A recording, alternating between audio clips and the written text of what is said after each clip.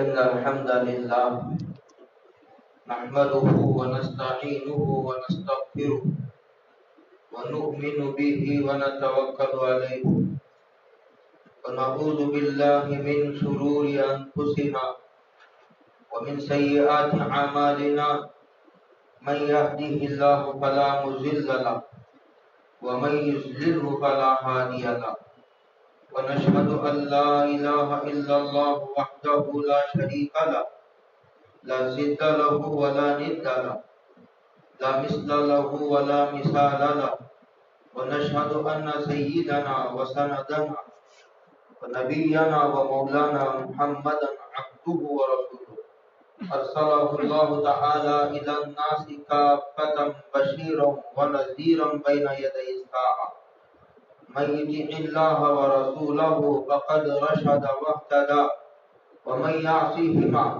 فإنه لا يضر إلا نفسه ولا يضر الله شيئا وقال تعالى أعوذ بالله من الشيطان الرجيم بسم الله الرحمن الرحيم من عمل صالحا من ذكر أو أنثى وهو مؤمن فلنحيينه حياة طيبة ولنجزينهم أجرهم بأحسن ما كانوا يعملون سبحانك لا علم لنا إلا ما علمتنا إنك أنت العليم الحكيم اللهم وفقنا لما تحب وترضى واجعل آخرتنا خيرا من الأولى صدق الله العظيم وصدق رسوله النبي الكريم ونحن على ذلك لمن الشاهدين والشاكرين والحمد لله رب العالمين.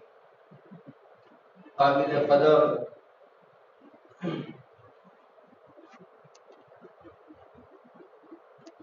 محتمم صاحب اور اساتذہ کرام اور طلباء عزیز اور دیگر بزرگوں دوستوں بھائیوں، السلام علیکم ورحمۃ اللہ وبرکاتہ۔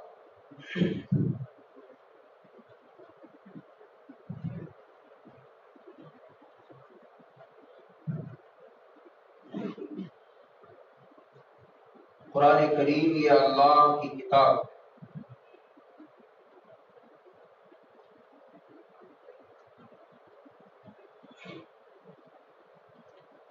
اس کا ہر مضمون اہم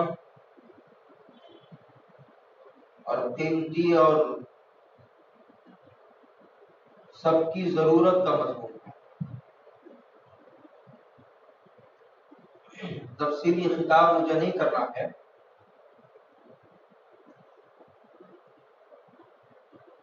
سورہ نحل کی ایک آیت کریمہ آپ حضرات کے سامنے تلاوت کرنے کی اللہ نے سعادت عطا فرمائی۔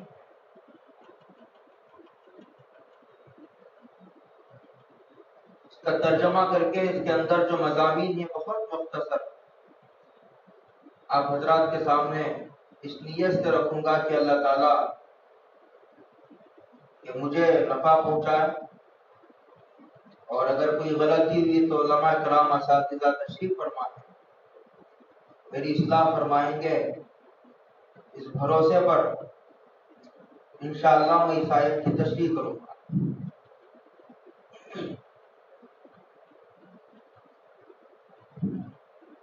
اس آیت کریمہ میں اللہ جل جلالہ و من والہ نے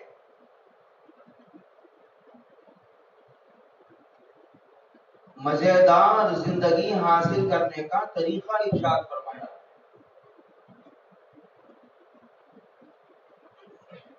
گویا ایک سوال کا جواب دیا ہے،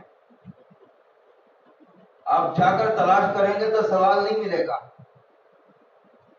اس لیے کہ قرآن کریم میں ہیڈ لائنز نہیں ہوتے، عناوین نہیں ہوتے، عناوین آگے پیچھے سیاق و سباق اوپر نیچے دیکھ کر کے طے کرنا پڑتا ہے۔ وہ انسان جیسا کتاب تصنیف کرتا ہے اس طرح تصنیف کرتا کتاب نہیں ہے، اور تو ایک اللہ کی کتاب ہے۔ پھر صرف سمجھنے کے لیے نازل نہیں کی گئی، یاد کرنے کے لیے بھی نازل کی گئی، اسی لیے اسے غیر معمولی طور پر پھیلایا نہیں جا سکتا تھا، اسی لیے چھوٹے چھوٹے معمولی الفاظ میں علوم کے سمندر کو سمو دیا گیا، اس لیے کہ اسے صرف سمجھنا نہیں ہے، اسے یاد بھی کرنا ہے۔ اگر ہزاروں لاکھوں مسائل اس میں اگر سمو دیے گئے تو اسے یاد کون کرے گا؟ ہزاروں صفحوں پہ پھیل جائے گی کتاب، اس لیے بھی اس کو مختصر رکھا گیا اور اس لیے بھی اس کو تھوڑا تھوڑا کر کے نازل کیا گیا۔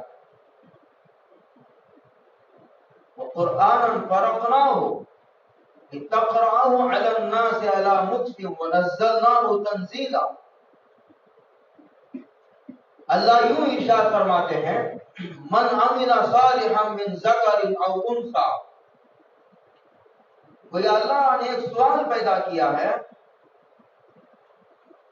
کہ کیا تم لوگ مزیدار زندگی حاصل کرنا چاہتے ہو؟ ظاہر بات ہے ہر آدمی کا جواب یہی ہوگا کہ جی ہاں، ہم مزیدار زندگی، پاکیزہ زندگی، چین و سکون والی زندگی حاصل کرنا چاہتے ہیں۔ تو اللہ تعالیٰ اس کا طریقہ ارشاد فرما رہے ہیں، تو طریقہ سن لو، جو طریقہ میں بیان کروں گا اگر اس طریقے پر چلو گے تو انشاءاللہ تمہیں مزیدار زندگی یقیناً حاصل ہوگی۔ ترجمہ یہ ہے اس آیت کریمہ کا، من عمل صالحا من ذکر او انثى، تمہیں جو آدمی نیک عمل کرے، چاہے وہ مرد ہو یا عورت، بشرطے کہ وہ مومن بھی ہو، فَلَنُحْيِيَنَّهُ حَيَاةً طَيِّبَةً، جو مرد و عورت ایمان لانے کے بعد عمل صالح اختیار کرے گا، اللہ کہتے ہیں ہم اس کو ضرور بھی ضرور مزیدار زندگی عطا فرمائیں گے۔ اس مزیدار زندگی کا تعلق آخرت سے نہیں، آخرت میں کیا ہوگا، کیا انجام ہوگا، کیا ملے گا، کیا دیا جائے گا، تمہارے ساتھ کیا اکرام کیا جائے گا، کیسے کیا جائے گا، کیسا استقبال ہوگا تمہارا، اس کا تذکرہ نہیں اس آیت۔ اسی لیے مفسرین نے، جمہور مفسرین نے لکھا ہے کہ آیت کے اس پہلے ٹکڑے کا تعلق دنیا سے، اس کا تعلق آخرت میں کیا جانے والے اکرام سے نہیں ہے، وہاں کے استقبال سے نہیں، وہاں کے انجام اور نتیجے سے نہیں ہے، دنیا میں ملنے والے نتیجے سے۔ تو گیا خلاصہ یہ ہوا کہ اللہ تعالیٰ مزیدار زندگی حاصل کرنے کی سب سے پہلی شرط ارشاد فرماتے ہیں، وہ ہے ایمان۔ یہاں سے کتنا ہی ہے ایمان، کس پر ایمان اس کا تذکرہ نہیں ہے یہاں، اس کا تذکرہ ایمان مفصل میں ہے، قرآن کے مختلف آیات میں ہے۔ ایمان مفصل میں آمنت باللہ، ایمان لایا میں اللہ پر، وملائکتہ، ایمان لایا میں ملائکہ پر کہ اللہ کا وجود ہے، اللہ موجود ہے۔ ایک طبقہ ہے گمراہ فرقوں میں سے، وہ اس بات کا قائل ہے کہ دنیا خود بخود بنی ہے اور ایک دن خود بخود ختم ہو جائے گی، اس کا کوئی بنانے والا نہیں۔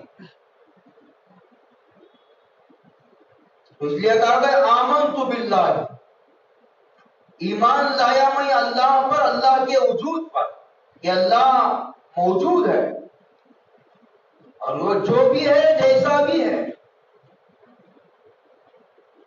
وہ وحدہ لا شریک لہ ہے، اس کا کوئی شریک نہیں، اس کا ذات میں بھی کوئی شریک نہیں، اس کا صفات میں بھی کوئی شریک نہیں۔ قل هو اللہ احد، وہ ایک ہے، اکیلا ہے۔ اللہ الصمد، اللہ بے نیاز ہے۔ اصل میں بے نیاز یا صمد کا پورا ترجمہ نہیں ہے، اردو زبان کا دامن اتنا تنگ ہے کہ عربی کے بعض الفاظ کا بعینی ہی ترجمہ ممکن نہیں ہے۔ انہی الفاظ میں سے الصمد بھی ہے. جیسے رب ہے، رب کا ترجمہ عموماً پروردگار پالنہار سے کر دیا جاتا ہے، ورنہ تو پالنہار اور پروردگار یہ رب کا پورا ترجمہ نہیں ہے. پڑھنے والے علماء اس کی جو تفسیر کی گئی ہے اس کا اندازہ لگا سکتے ہیں. تو اللہ الصمد، اللہ بے نیاز ہے، یعنی وہ کسی کا محتاج نہیں، ساری دنیا اس کی محتاج ہے. اللہ الصمد لم یلد، وہ کسی کا باپ نہیں، ولم یولد، وہ کسی کا بیٹا نہیں، اس کی کوئی بیوی نہیں، اس کا کوئی نسب نہیں، حسب نہیں، اس کا کوئی خاندان نہیں، اس کے کوئی رشتہ دار نہیں، اس کا کوئی قبیلہ نہیں. لم یلد ولم یولد ولم یکن لہ کفوا احد، اس کا کوئی ہمسر نہیں. یہ آمنت باللہ وملائکتہ، میں ملائکہ پر ایمان لایا، اس کے وجود پر ایمان لایا. ملائکہ ایک نورانی مخلوق ہے جو نور سے بنائی گئی ہے، وہ نہ مرد ہے نہ عورت ہے. وَيَفْعَلُونَ مَا يُؤْمَرُونَ لَا يَعْصُونَ اللَّهَ مَا أَمَرَهُمْ، جو حکم دیا جاتا ہے اس کی فرما برداری کرتے ہیں، جس سے منع کر دیا جاتا ہے سرے منہ اختلاف نہیں کرتے. نظر نہیں آتے فرشتے، جنات بھی نظر نہیں آتے، خدا بھی نظر نہیں آتا، لیکن کسی چیز کو ماننے کے لیے نظر آنا ضروری نہیں ہے. جیسے عقل ہے نظر نہیں آتی، روح ہے نظر نہیں آتی، ہوا چل رہی ہے نظر نہیں آتی، علامتوں سے پہچانا جاتا ہے. اسی طرح خدا کو بھی علامتوں سے پہچانا جاتا ہے. وَكُتُبِهِ آمنت باللہ وملائکتہ وَكُتُبِهِ، ایمان لایا میں اللہ کی کتابوں پر، جس زمانے میں جس نبی پر چھوٹی ہو یا بڑی، چاہے وہ نبی ایک قوم کی طرف بھیجا گیا ہو، یا برادری کی طرف، یا ایک قبیلے کی طرف، کم افراد کی طرف ہو یا زیادہ افراد کی طرف، کسی بھی زمانے میں بھیجا گیا، کسی بھی ملک میں، کسی بھی خطے میں بھیجا گیا ہو، چاہے اس پر نازل شدہ تمام کتابوں پر میں ایمان لاتا ہوں. رسلی ہی، تمام انبیاء پر میں ایمان لاتا ہوں. جو بھی نبی جس زمانے میں بھی جس کی طرف بھی مبعوث کیا گیا ہو تب پر ایمان لاتا ہوں، چاہے اس کا نام مجھے معلوم ہو یا نہ معلوم ہو. اس لیے کہ جتنے بھی پیغمبروں کو مبعوث کیا گیا ہے تمام کے نام نہیں بتایا گئے. منہم من قصصنا علیک ومنہم من لم نقصص علیک. اللہ نے حضور سے خطاب کرتے ہوئے کہا کہ جتنے انبیاء کو ہم نے مبعوث کیا ہے، پیدا کیا ہے، اس میں سے بعض انبیاء کا ہم نے آپ کے سامنے تذکرہ کیا ہے، بہت سارے ایسے ہیں جن کا تذکرہ ہی ہم نے نہیں کیا. میں انبیاء پر ایمان لاتا ہوں. پھر آخری نبی حضرت رسول اللہ صلی اللہ علیہ وسلم کی نبوت پر ایمان لاتا ہوں، اور اس بات کو مانتا ہوں کہ حضرت رسول اللہ صلی اللہ علیہ وسلم نبی ہیں اور آخری نبی ہیں، ان کے بعد کوئی نبی نہیں آئے گا. ان کے بعد جو نبوت کا دعویٰ کرے گا وہ جھوٹا ہوگا.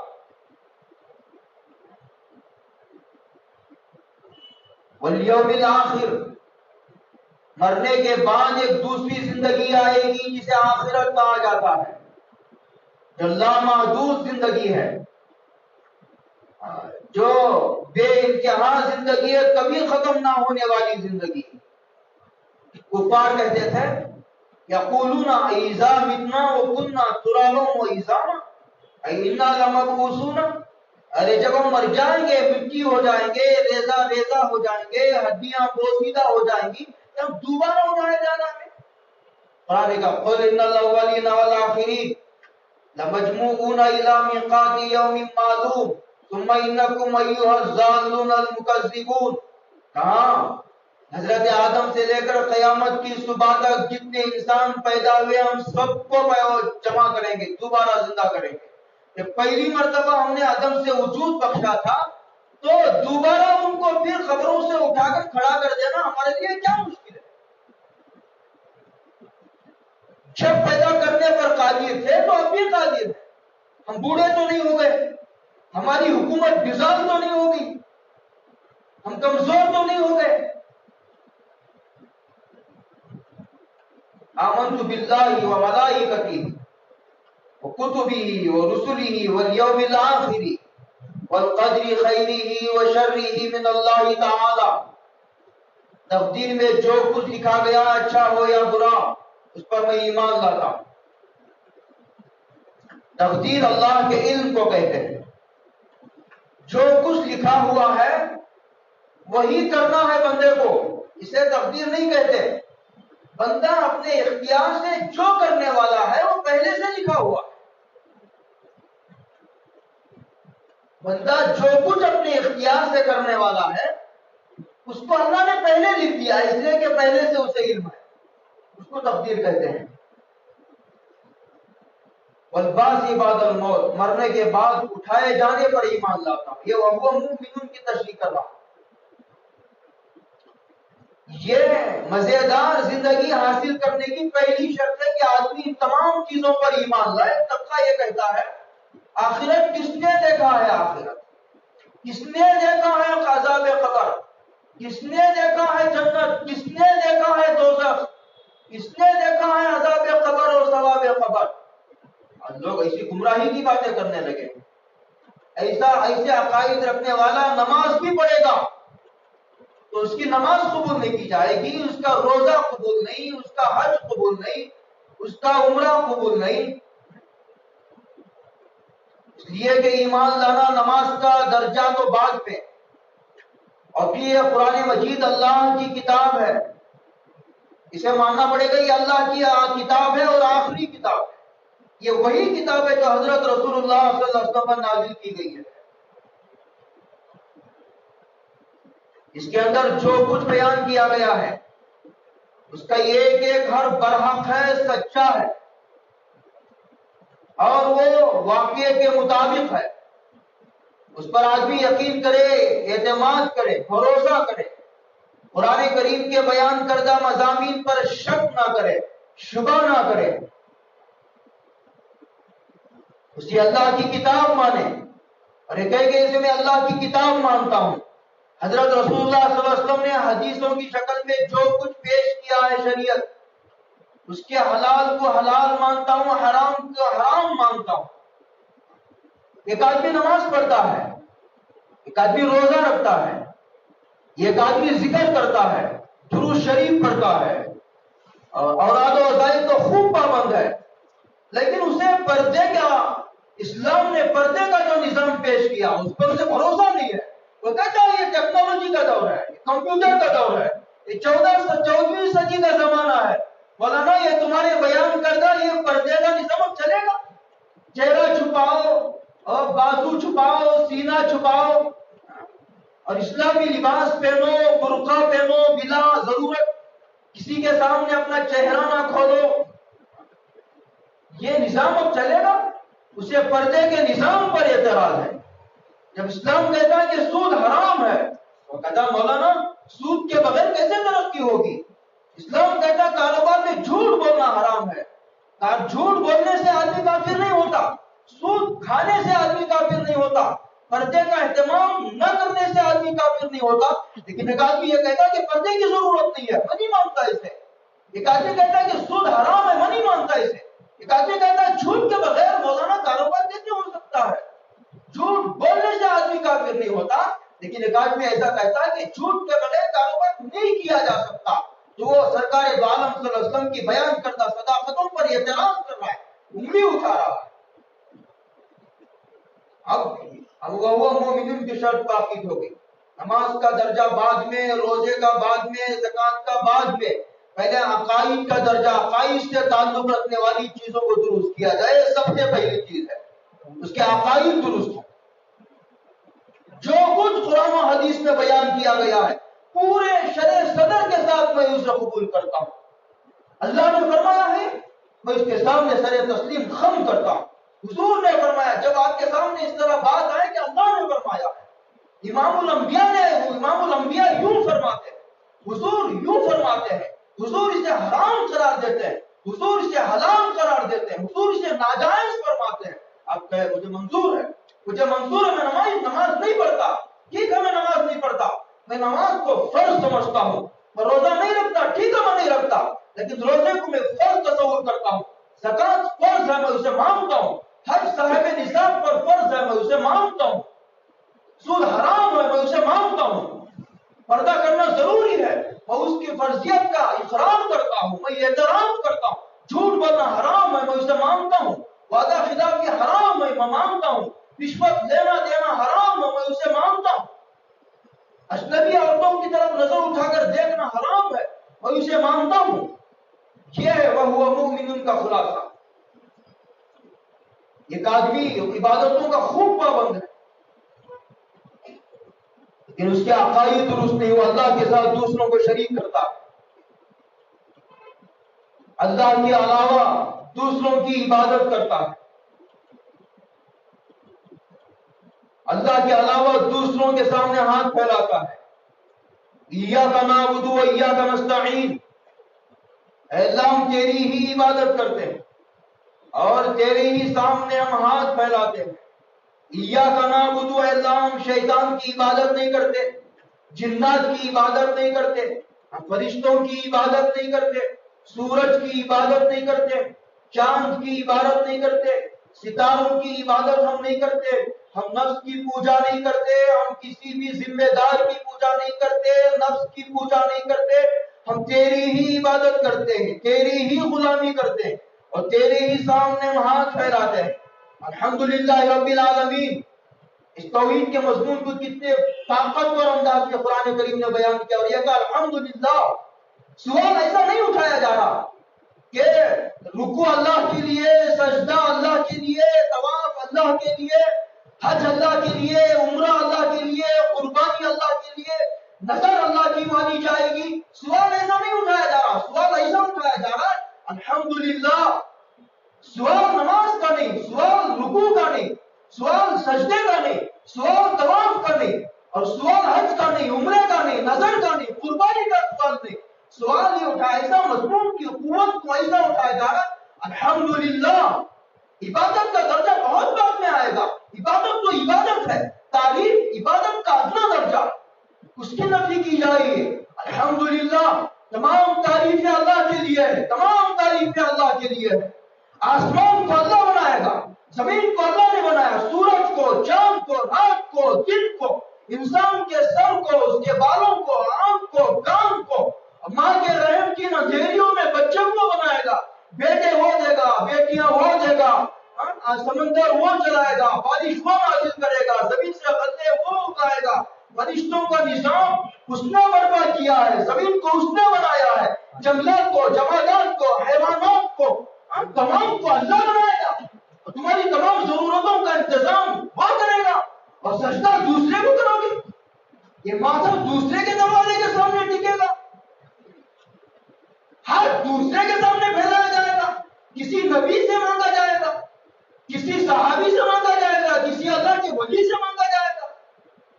الحمدللہ رب العالمین، تمام تعریفیں اس اللہ کے لیے ہیں جو رب العالمین ہے۔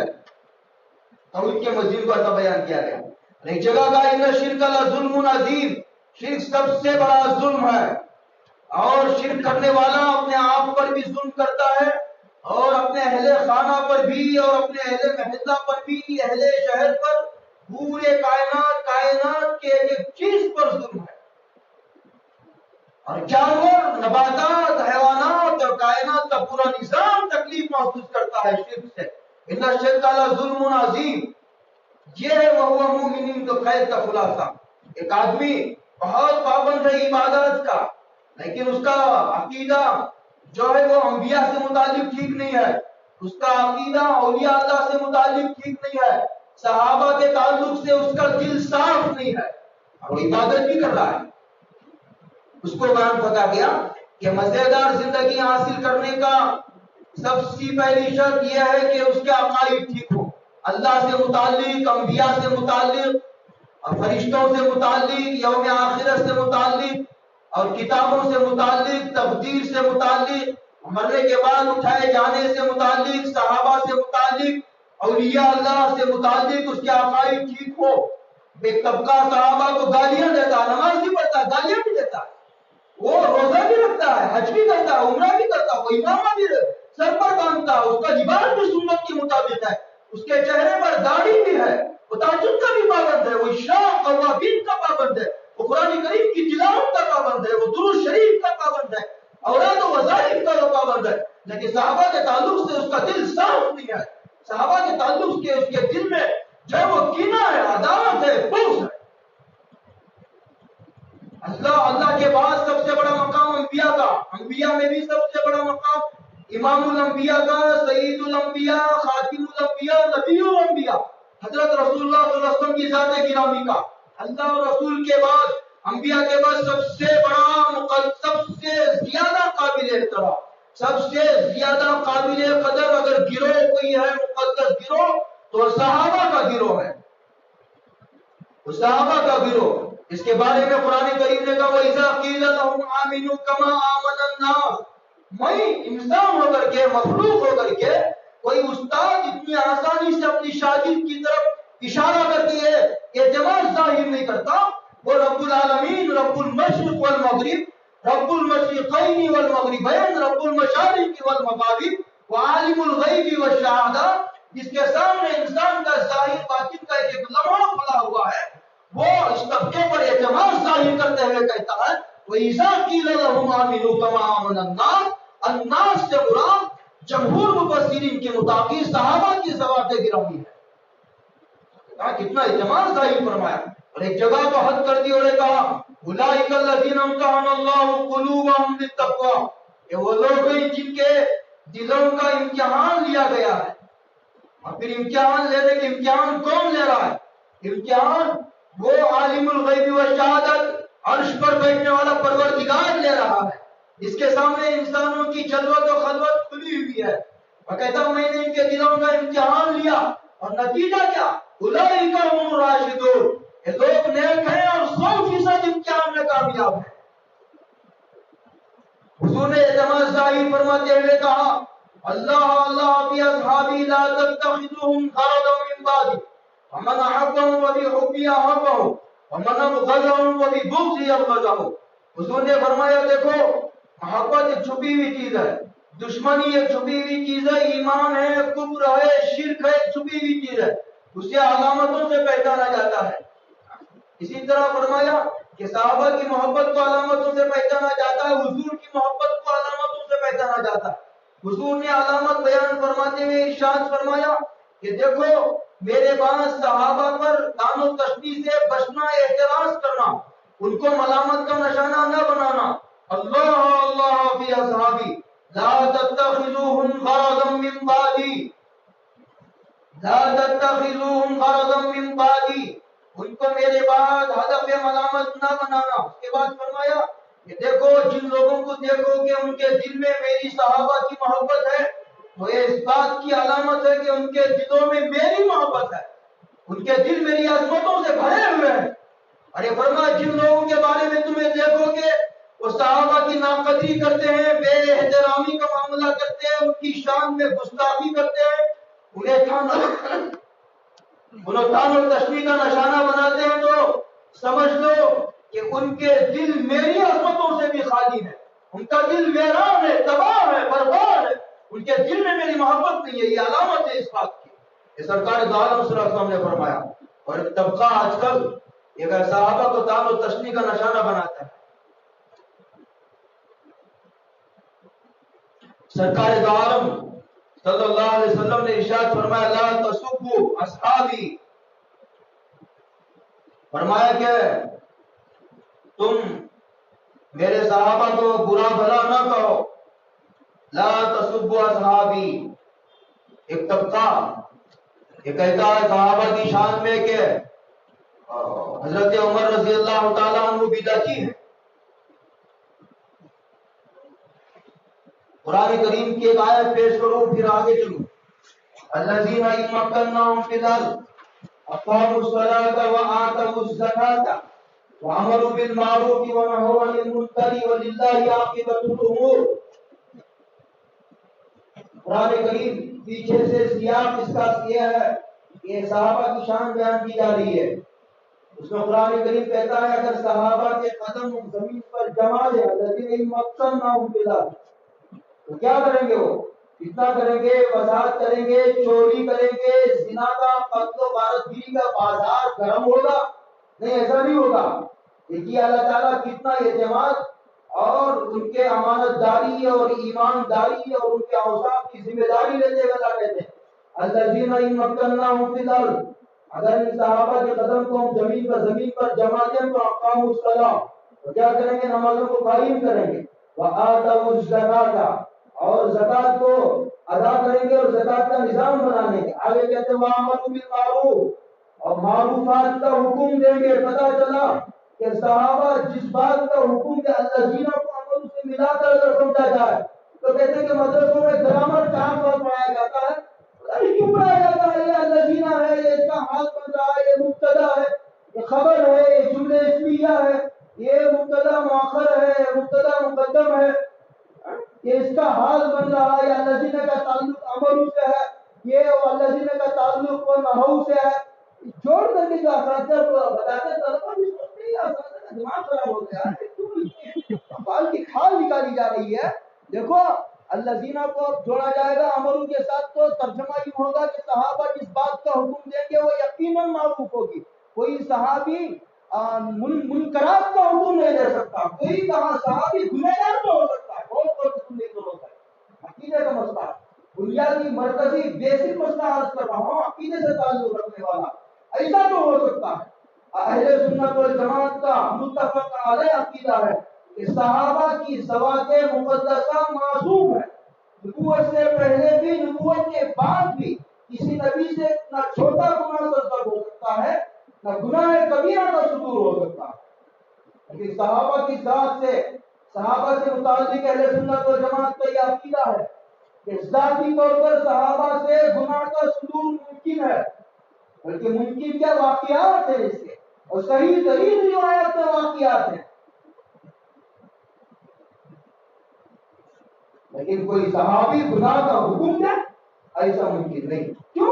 قرآن کریم کہتا ہے المنافقون والمنافقات. اس آیت کو اس آیت سے جوڑ کر سمجھنے کی ضرورت ہے. قرآن ایک تصنیف کردہ کتاب کی شکل میں نہیں نازل ہوئی. اس کا ایک مقدمہ ادھر ہے، ایک مقدمہ ادھر ہے، اس کا صغرا ادھر، کبرا ادھر. پورا قرآن کریم کو جس کی گرفت میں ہے، پورے احادیث کا ذخیرہ جس کے کنٹرول میں ہے، اسی کو نتائج نکالنے کا حق ہے. ایک بات کی 2 حدیثیں دیکھ لیا اور جو ہنگامہ اور غالبہ مچا دیا وہ بالکل غیر دانشمندانہ اقدام ہے. قرآن کریم کے تعلق المنافقون والمنافقات بعضهم من بعض یامرون بالمنکر وینہون عن المعروف ویقبضون ایدیہم. منافقین کے صفات بیان کرتے ہوئے کہتا ہے کہ منافقین جو ہے، منافقین وہ برائیوں کا حکم کرتے ہیں اور برائیوں کا حکم کرتے ہیں اور معروفات سے، نیکیوں سے روکتے ہیں. یہ منافقین کا شیوا ہے. منافقین کا مزاج، ان کا شیوا، ان کا امتیاز بیان کیا گیا. جب کسی کے صفات بیان کیے جاتے ہیں تو وہ اس کی خصوصیت ہوتی ہے، ماں بھی امتیاز کی ہوتی ہے. وہ خط امتیاز کیا جاتا ہے منافقین اور مخلصین کے مابین. منافقین کا اور مخلصین کے درمیان خط امتیاز کیا گیا ہے. اور یہ بھی عقیدہ ہے اہل سنت والجماعت کا. ادنا سے ادنا صحابی جس نے صرف 1 منٹ حضور کی صحبت اختیار کی ہو، بلکہ میں اور آگے بڑھ کر کے مجھے کہنے دیجیے کہ صحابی نے صرف 1 سیکنڈ حضور کی صحبت اٹھائی. 1 سیکنڈ، 60 سیکنڈ کا 1 منٹ ہوتا ہے.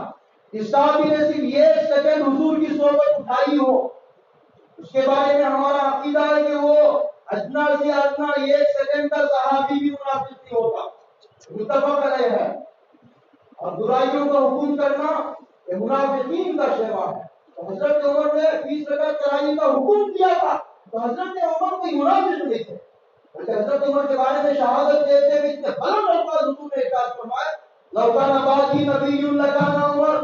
میرے بعد اگر کوئی نبی ہوتا نبوت کا سلسلہ کرتا تو عمر نبوت کے کئی ثابت ہوتے.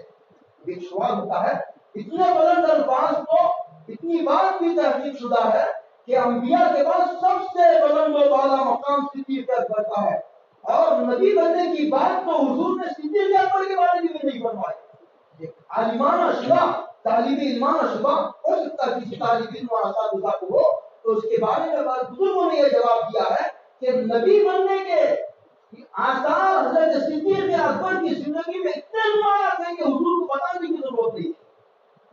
لیکن حضرت عمر کی زندگی کے راز دین کو دیکھ کر کے بعض صحابہ کو خالی وہ شبہ ہوگا تو حضور نے اس شبہ کا اظہار فرمایا ہے. ارشاد فرمایا لو کان بعدی نبی لکان صحابہ کی شان میں بعض لوگ کہتے ہیں کہ حضرت عمر بدعتی تھے. عجیب بات. حضرت میرا مستقل مقالہ ہے 30 کتاب درائی کا شہر میں اس کے علاوہ بھی 20 جگہ میں مقالہ پڑھ چکا ہوں. حضرت امام اعظم ابو حنیفہ رحمۃ اللہ علیہ کے جدید القدر شاگرد حضرت امام ابو یوسف نے پڑھتا پوچھا کہ حضرت عمر نے جو 20 رکعت تراویح شروع کی تھی کیا اس کی کوئی دلیل حضرت عمر کے پاس تھی؟ تو حضرت امام اعظم ابو حنیفہ رحمۃ اللہ علیہ نے فرمایا کہ حضرت عمر کوئی مبتدی نہیں تھے. لم یکن عمر مبتدیا. حضرت عمر کوئی بدعتی نہیں تھے. 1400 سال بعد پیدا ہونے والے علماء دیوبند حضرت عمر کے غلام 1400 سال بعد پیدا ہونے والے حضرت عمر کے غلاموں کا یہ شیوا ہے کہ وہ بدعت کیوں نہیں پسند کرتے. ان کی طاقت کو ان کو رکھو چاہے امامت سے نکال دو چاہے تم اداروں سے نکال دو مسجدوں سے نکال دو اور بدعت پر راضی نہیں ہوگی.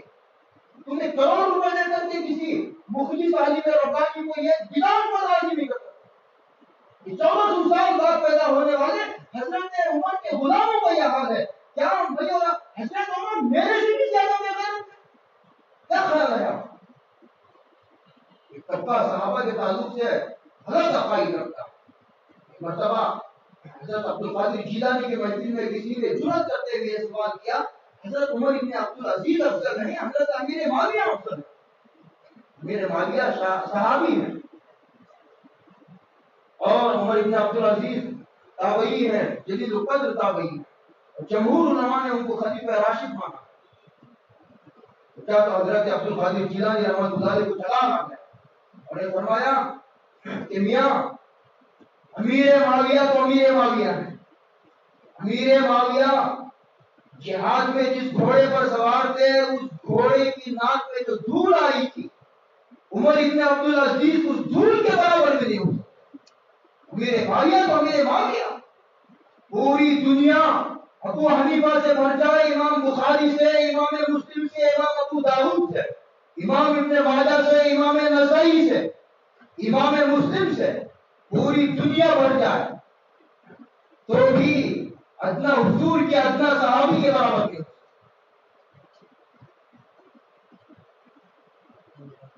وَهُوَ مُؤْمِنٌ. قرآن کریم کہتا ہے مزیدار زندگی حاصل کرنے کی پہلی شرط ہے کہ تمہارے عقائد درست ہونے چاہیے.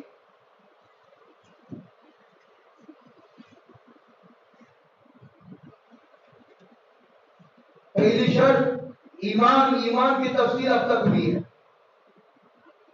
اور عمل کرنے والا کوئی بھی ہو کامیابی کے اصول سب کے لیے برابر ہے. وہ چاہے مالدار ہو غریب ہو گورا ہو کالا ہو وہ چاہے عربی ہو اجمی ہو مرد ہو یا عورت ہو حاکم ہو یا محکوم ہو وہ شہر کا رہنے والا ہو یا دیہات کا رہنے والا ہو وہ پڑھا لکھا ہو یا بے پڑھا لکھا ہو سب کی کامیابی کے اصول یہ من عمل صالحا من ذکر او انثى. شرط کے ایمان اور ایمان کی تفسیر میں نے اب تک کی ہے اور بھی بہت تفسیر ہے اس کی. میں نے موٹی موٹی تفسیر اس کی ہے. ایمان لا کر جو لوگ نیک اعمال کرتے ہیں ان کے بارے میں قرآن نے کہا ذهبتم طیباتکم فی حیاتکم الدنیا واستمتعتم بها. تمہارے نیک اعمال کا بدلہ تمہیں دنیا میں دے دیا جائے گا آخرت میں ہمارے پاس کچھ نہیں ملے گا. ایمان نہ لا کر نیک اعمال کرنے کی مثال ایسی ہے جیسے ایک ڈال کر کے اور 0 لیفٹ سائڈ میں بڑھاتے چلے جاؤ. ایمان اللہ کا عمل کرنے کی مثال ایسی یہ ڈالو داہنی جانب رائٹ سائڈ میں 0 بڑھاتے چلے جاؤ. جتنے 0 بڑھاتے جاؤ گے اتنی قیمت بڑھتی چلی جائے. جب بعض لوگ عقائد کے ٹھیک ہوتے ہیں، اعمال کی کئی قسمیں ہیں. کچھ اعمال تو وہ ہیں جن کا تعلق دل سے ہے، جس کی تفصیل میں نے اب تک بیان کی ہے کہ عقائد کہا جاتا ہے. عقائد کا تعلق دل سے ہے.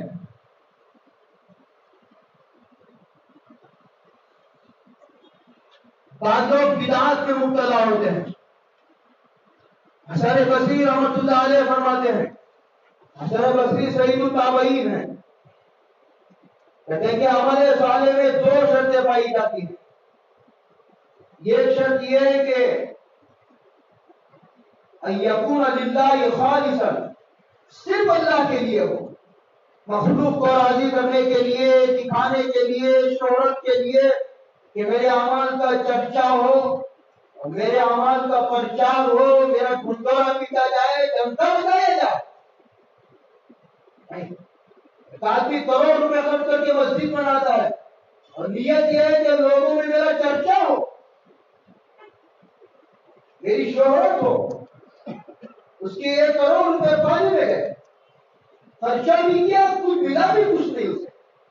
ایک آدمی 3 لاکھ روپے خرچ کر کے حج کو گیا، تفریح کی نیت سے گیا، شہرت کی نیت سے گیا، صرف تجارت کی نیت سے گیا، نہ مقبول حج. 3 لاکھ روپے خرچ بھی کیا، وقت بھی گیا، اور اس کو ملا بھی کچھ نہیں. پہلی شرط ان یکون خالصا للہ، دوسری شرط ان یکون مطابقا للسنہ، دوسرا شریعت کے مطابق ہو اس کا عمل.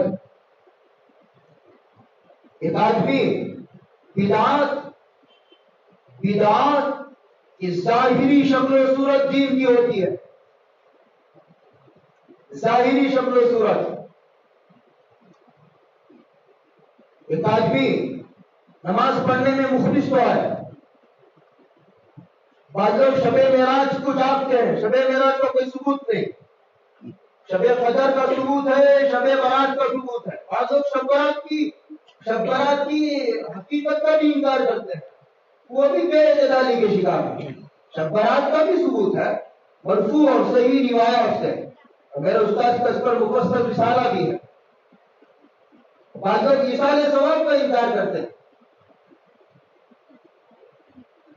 بعض لوگ شب برات، شب معراج میں جاگنے کا اہتمام کرتے ہیں. بعض لوگ کہتے ہیں نماز ہی تو پڑھتے ہیں، کیا گناہ ہے نماز پڑھنا شب معراج میں؟ کہ نماز پڑھنا بھی گناہ ہے کیا؟ سمجھ میں نہیں آتا لوگوں کو.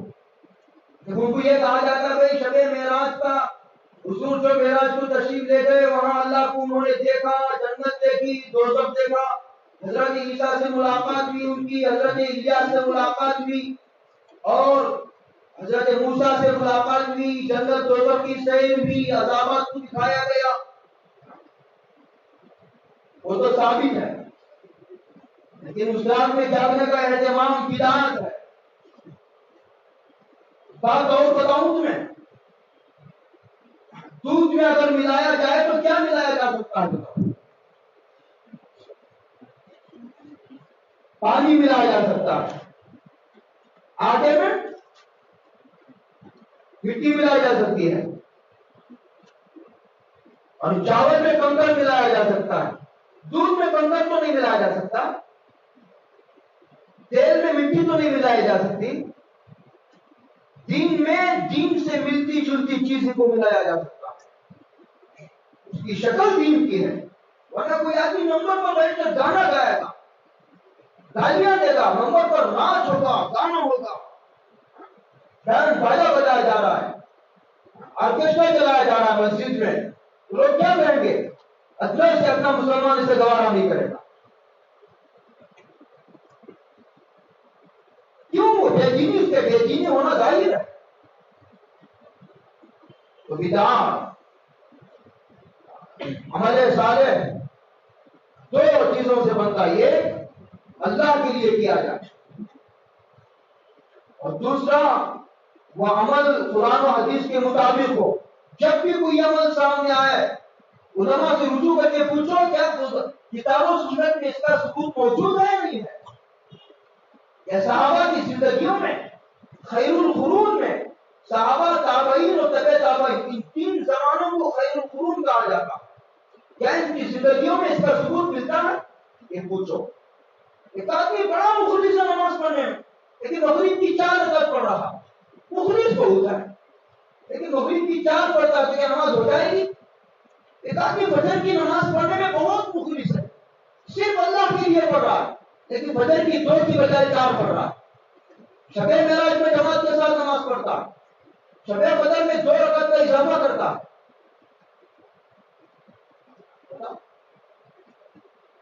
جو چیز کتاب و سنت سے ثابت نہیں، مخلص بھی ہو کتاب و سنت کے مطابق بھی ہو. مخلص ہے کتاب و سنت کے مطابق نہیں. کتاب و سنت کے مطابق تو ہے عمل، لیکن مخلص نہیں عمل کرنے والا تو بھی وہ عمل صالح نہیں. 2 شرطیں پائے جانا ضروری ہے. بیت وقت 2 شرطوں کا پایا جانا ضروری ہے کہ آج کرنے والا مخلص بھی ہو اور وہ عمل کتاب و سنت کے مطابق بھی ہو. من عمل صالحا من ذکر او انثى، بالکل بیان کے ختم کی طرف پیار رہا. حدیث میں آتا ہے سرکار عالم صلی اللہ علیہ وسلم فرماتے ہیں کہ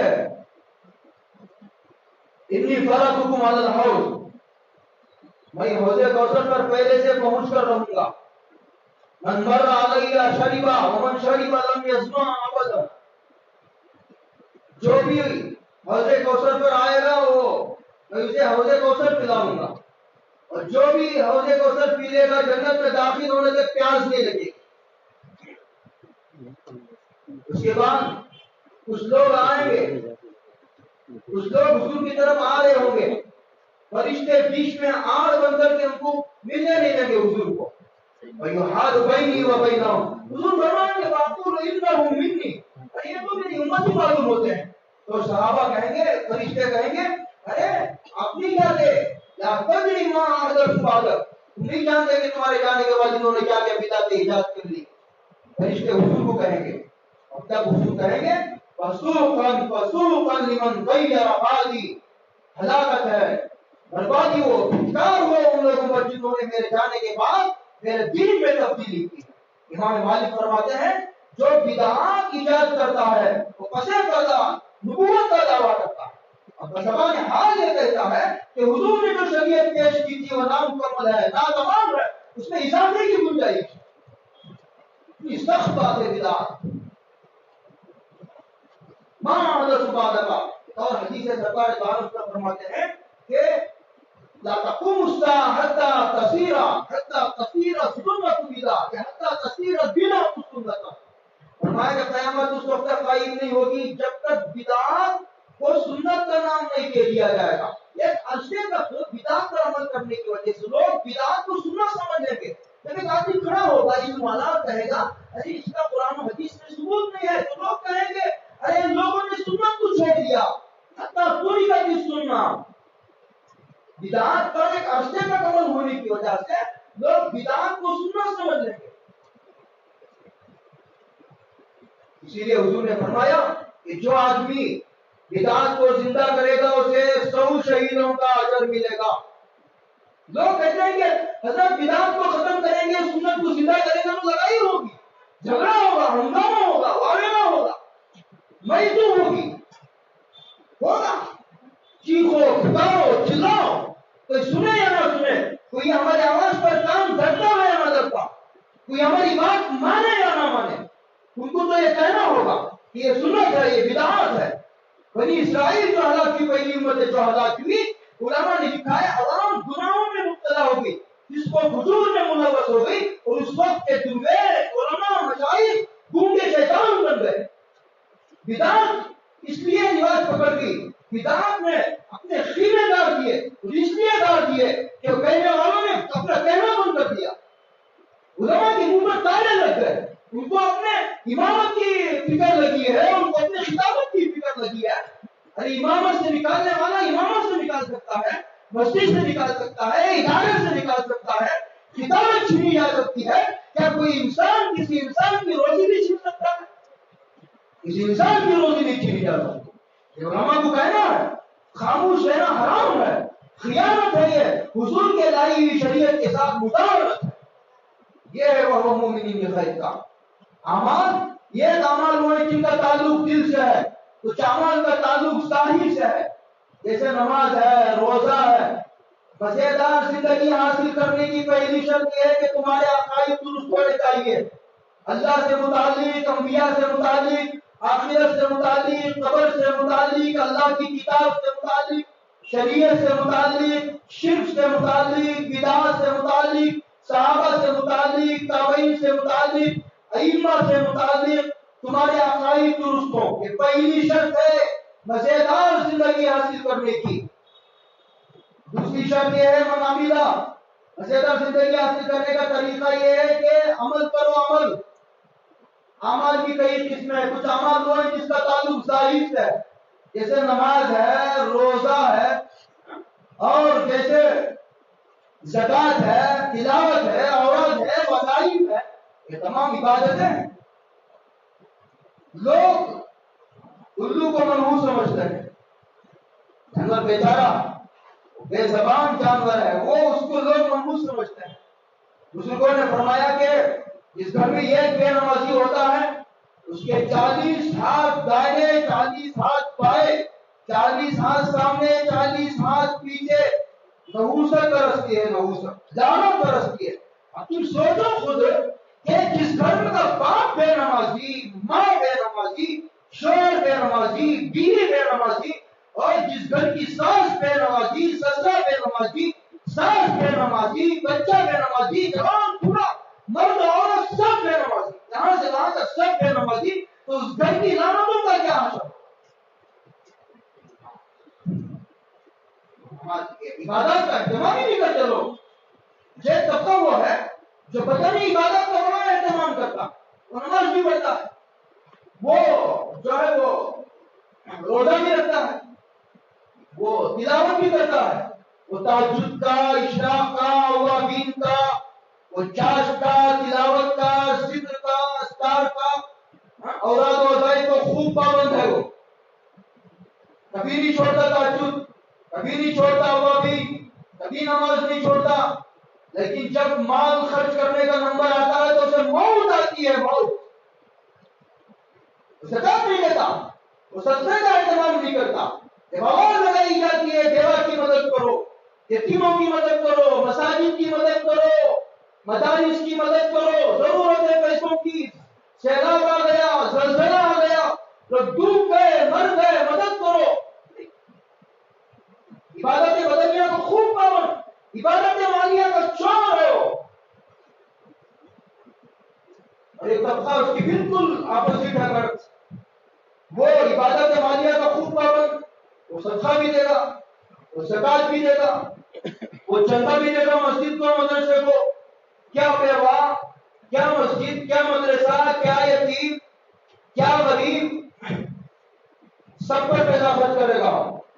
لیکن نماز پڑھتے ہیں اسے موت آتی ہے، وہ نماز نہیں پڑھتا، وہ ذکر نہیں کرتا، درود شریف کا ایک اہتمام نہیں کرتا، وہ تلاوت کا اہتمام نہیں کرتا، اور نمازوں کا اہتمام نہیں کرتا۔ دونوں طبقے بے اعتدالی کا شکار،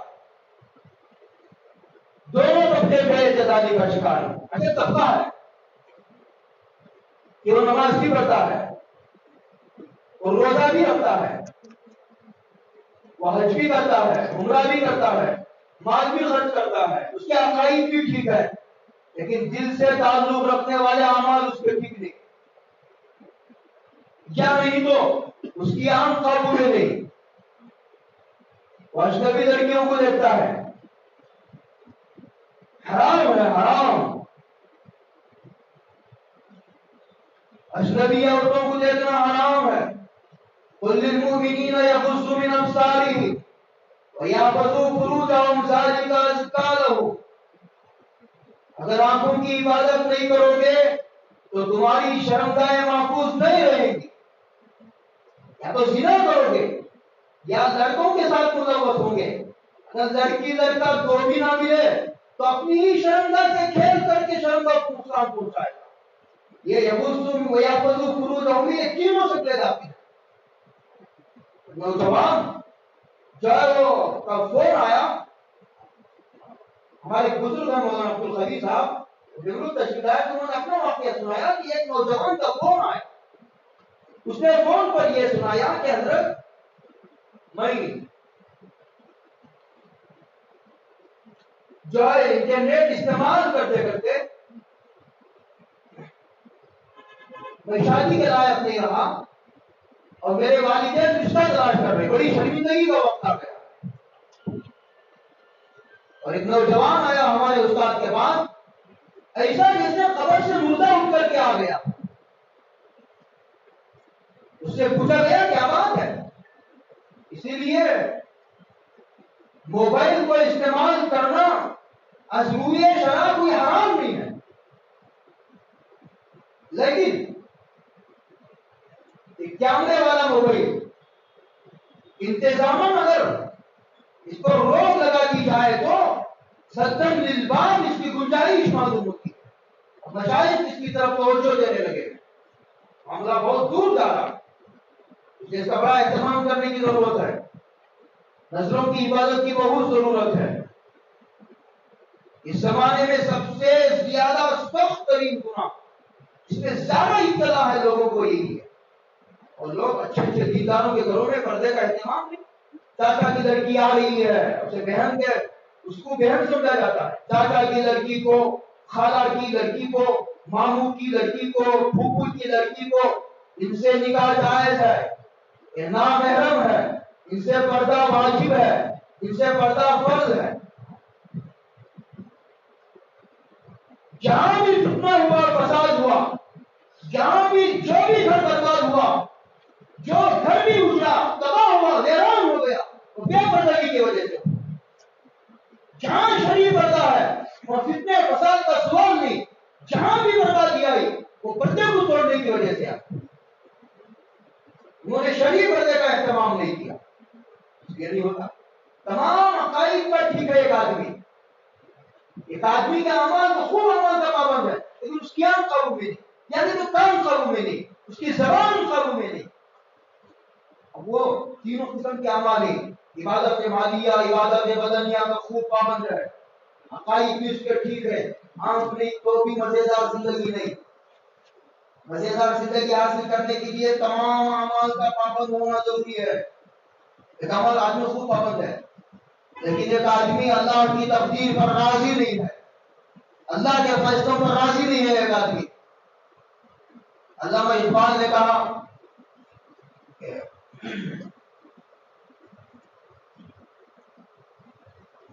دنیا ہی میں رہتے ہوئے جنت کا راضی کا رضا ہو کے تو جینے کا مزہ دے, دنیا ہی میں رہتے ہوئے جنت کا مزہ دے. علامہ اقبال نے کہا, بہت خوب کہا. ایک آدمی ہے وہ تمام اعمال کا پابند ہے, لیکن اللہ کے فیصلوں پر راضی نہیں. حضرت بہلول سے مرتبہ کسی نے پوچھا, حضرت خیریت ہے؟ بہت غور سے سننے کی ضرورت ہے, بات ختم ہو رہی ہے. اس کو پھیلانا جا سکتا تو اور پھیلایا جا سکتا, لیکن اس میں تجارت کے لوگ مصروف عوام بھی ہیں. حضرت بہلول سے پوچھا کہ ہوگا, بات بالکل ختم ہے, 5 منٹ. حضرت بہلول سے پوچھا گیا, حضرت خیریت ہے؟ تو انہوں نے کہا, اس شخص کی کیا خیریت معلوم کرتے ہو جس کی مرضی کے مطابق پوری کائنات کا نظام چل رہا ہے؟ پوچھنے والے نے کہا, توبہ توبہ, حضرت کیا فرما رہے ہیں؟ انہوں نے کہا کہ یہ پوری کائنات کا نظام میری مرضی کے مطابق, یہ پوری کائنات کا نظام اللہ کی مرضی کے مطابق چل رہا ہے, اور میں نے میری مرضی کو اللہ کی مرضی میں فنا کر دیا.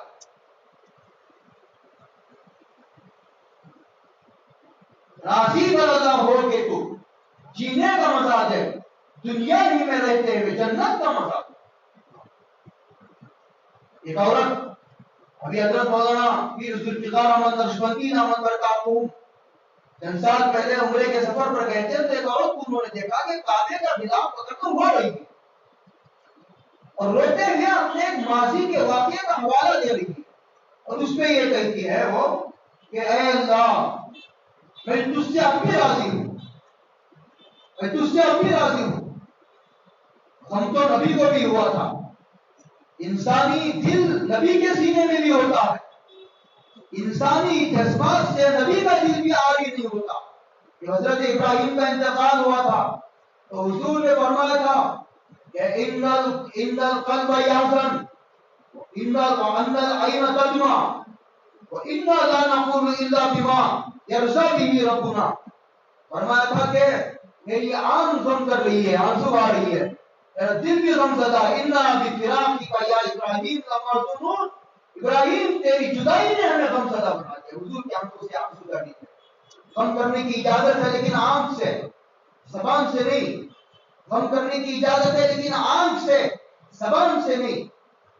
ایک لفظ حرف شکایت، جو کچھ فیصلے ہوتے ہیں لوگ سوچتے ہیں کہ یہ جو فیصلے ہوتے ہیں ہماری فیملی کو، یہ جو پروردگار ہے وہ پروردگار رب العالمین ہے، تمہاری ایک فیملی کا رب نہیں ہے، تمہارے خاندان کا، برادری کا، قبیلے کا، تمہارے محلے کا، ذمہ دار کا وہ رب نہیں ہے.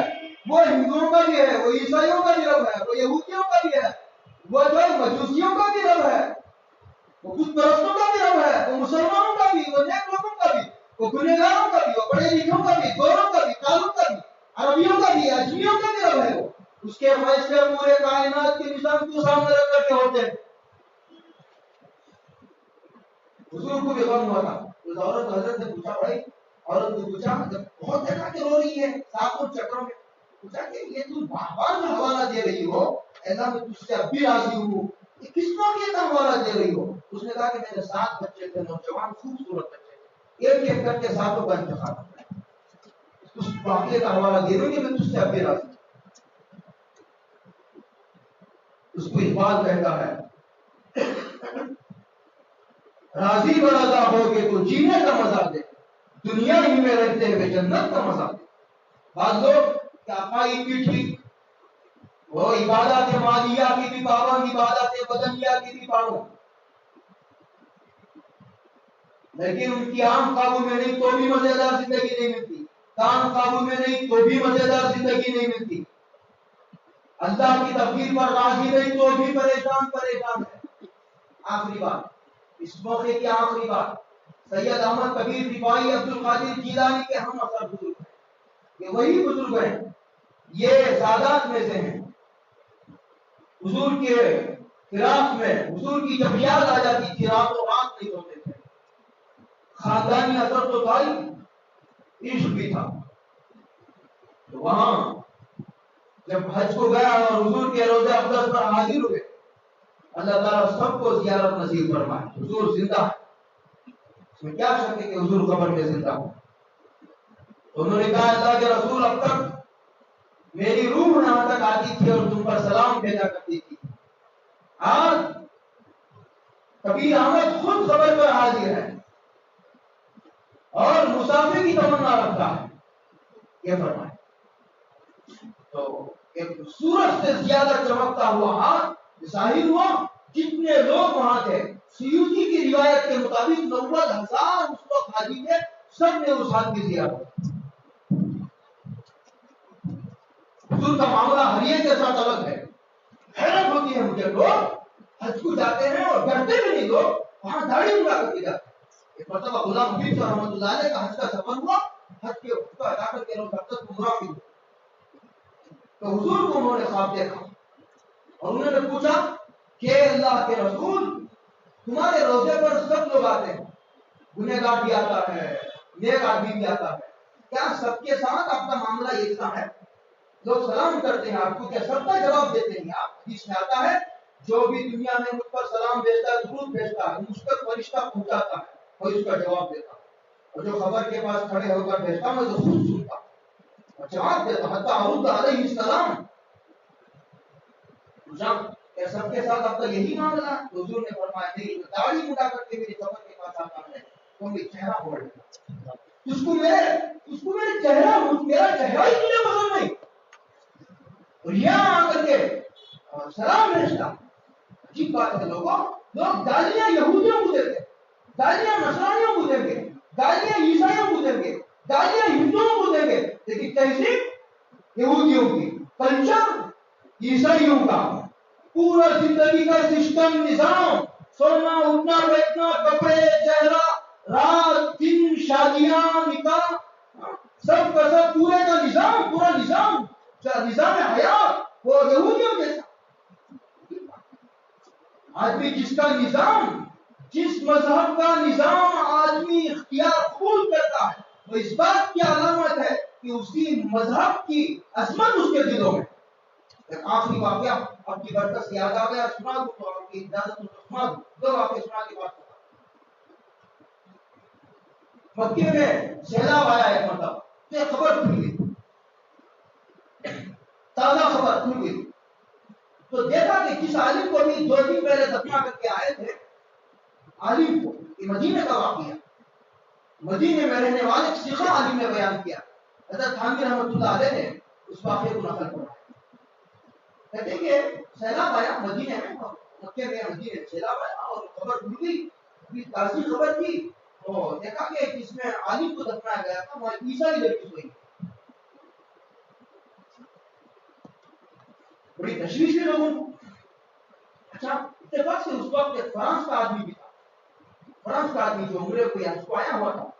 उन्होंने कहा कि लड़की को मैं पहचानता हूँ, ये फ्रांस की एक पादरी है, एक पादरी की बेटी। सर वो जो आलिमों के जो सिखा लोगों के साथ उसको भेजा गया, वहां जाकर देखा गया जिस कब्र में लड़की को दफनाया गया था उसकी कब्र में ये आलिम की लाश। मदीने से वो फ्रांस मुंतकिल हो गई, लड़की की लाश जो फ्रांस में दफनाई गई थी वो मदीना मुंतकिल। लोग हैरानी हुई। वो है वो आलिम की बीवी के पास गए, उन्होंने पूछा भाई क्या मामला, तन्हाई के मामला बीवी जानती है। पूछा कि क्या वो नेक बहुत थे, पाबंद बहुत थे, वो नमाज के सोमो सलात के बहुत पाबंद थे। लेकिन ये बात उन्हें बुरी ये थी कि वो ईसाइयों की एक बात को पसंद करते और ये कहते थे कि ये बात ईसाइयों में इसलिए तो इस्लाम से अच्छी। वो ये है कि बीवी से मियां बीवी के मुरा ताल्लुकात के बाद ईसाइयों के यहाँ नहाना नहीं। ये इस्लाम में बीवी से मिलने के बाद जो नहाने का मामला है तो रास्ता है, ये उनके बहुत हो सकता है कि अल्लाह ताला ने इस वजह से उनके ऊपर रहमत कर दी। इसके दिल की हालत कौन जाने। और सैयद अहमद कबीर रिफाई रहमतुल्लाह अलैह हाजिर के साथ अलग मामला है। सरकार बड़े डरने की जरूरत है। मैंने शेख ज़करिया साहब अभी हमारा उम्र का सफर हुआ था, एक आदमी मिला, मैंने शेख ज़करिया साहब रहमतुल्लाह अलैह मुतालिब सुनाया कि हज़रत शेख और उसे अब्दस के पास से गुजरते थे तो चेहरे पर कपड़ा डालकर रोते हुए गुजर जाते। किसी ने पूछा क्या मसला, फरमाया कि ये गुनहगार का चेहरा लेकर सरकार के रोजे के सामने से गुजरते हैं, शर्म आती है।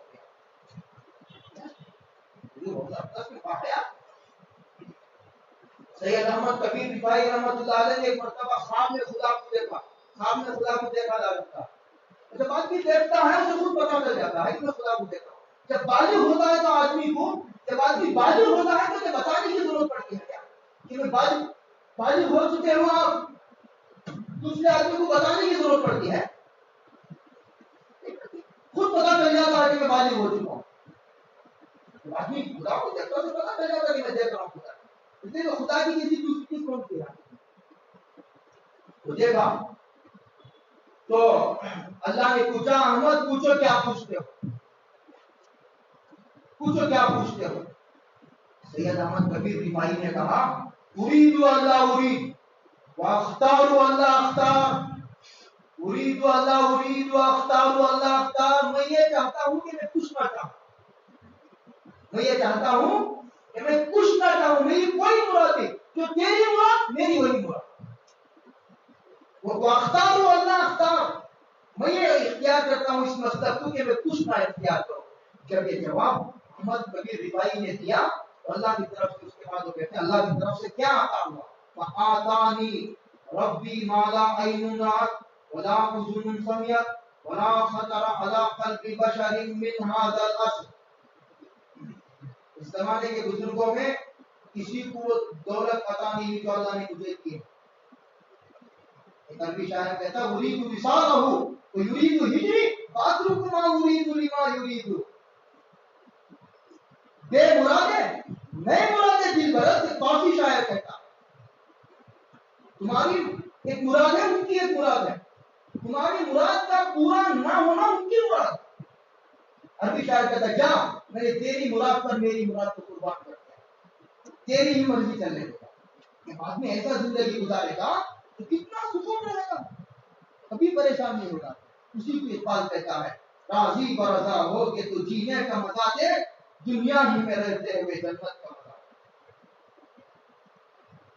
تو میں نے اس سے پہلے آنکھ کے بارے میں کہا، تو آنکھ کی زمانے میں بہت حفاظت کرنی تھی، ورنہ اچھے لوگوں کا تقویٰ خطرے میں پڑا، بالکل قریبی نہیں. اور غیرت کی بھی اصلاح ہے، غیرت کی بھی. بد نظر اتنے ہی والی تھی کسی کی جانب، اپنی بیٹی کا خیال آیا تو بھی کام کیا. وہ بھی تو کسی کی بیٹی ہے، وہ بھی تو کسی کی بیٹی ہے، وہ بھی تو کسی کی خاطر ہے. اسی لیے ابھی حضرت سے میں کہہ رہا تھا دوپہر میں، یہ موبائل بڑا موبائل استعمال کرنا حرام ہے یا نہیں ہے، دوسرا چھوڑو تو فقہی بحث ہے، فقہی اصولوں پر اسے حرام قرار دینا آسان نہیں ہے، لیکن سدن للباب بھی فقہ کا ایک اصول ہے، سدن للباب. دوسری بات، جب سے موبائل ہاتھ میں آیا ہے، بیوی کو شوہر سے بات کرنے کی فرصت تھی اور شوہر کو بیوی سے بات کرنے کی فرصت تھی، بچوں کو باپ سے بات کرنے کی فرصت موبائل جب تک نہیں تھا. گھر میں آ کر کم از کم بیوی بچوں سے بات کرتے تھے اور بچے باپ سے کھیلتے تھے، بیوی شوہر، شوہر بیوی سے. گھر میں آدمی وہ اپنا موبائل آن کرتے تھے، وہ اپنا موبائل، وہ اپنا موبائل، وہ اپنا موبائل، سب مل کر بھی کرنا ہے. یعنی سدن للباب اور انتظام بھی سے ایسا اس سے بچنے کی ضرورت ہے، اسے حرام سے بچا کر بہت محتاط تعبیر ہے. اور بلکہ علماء نے یہاں تک فرمایا، اور آج کل علماء پوری قوت سے بات فرما رہے ہیں، پوری قوت سے یہ بات فرما رہے ہیں، دلچسپی ختم ہو گئی، عبادتوں سے دلچسپی ختم ہو گئی جب سے موبائل آیا.